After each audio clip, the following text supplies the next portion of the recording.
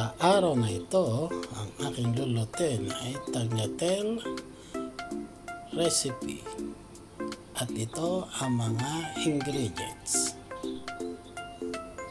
sibuyas, bawang, luya, celery, spring onion, carrots, chicken, breast chicken na ginamit ko, mantika, soy sauce, asin, paminta, at gagamit din tayo dito ng konting pusit at ating tagliatelle pasta. Papainit na tayo ng kaldero na may mantika at isapay natin ang sibuyas. Hintay lang natin ng mga 3 minuto.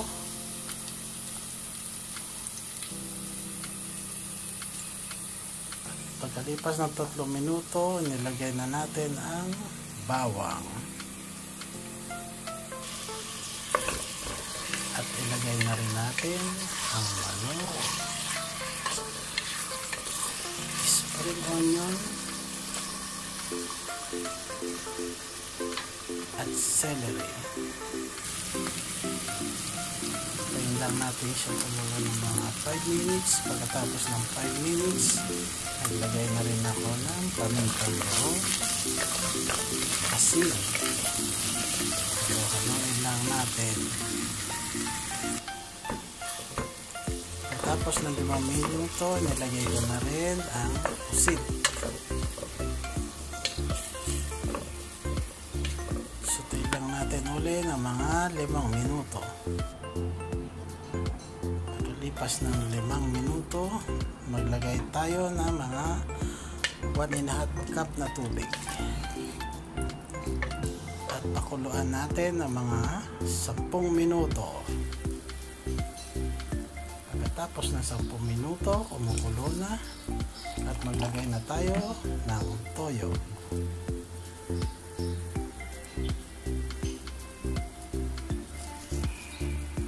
Lagay na rin na tayo ng bechin.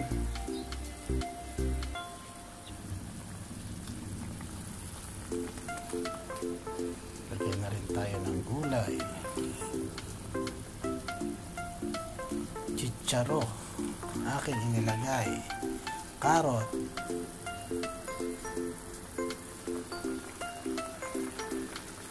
at nagdagdag pa rin tayo ng konting celery.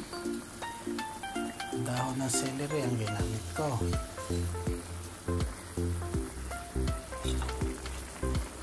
Katapos ng mga 5 minuto, tikman na natin kung tama ang lasa.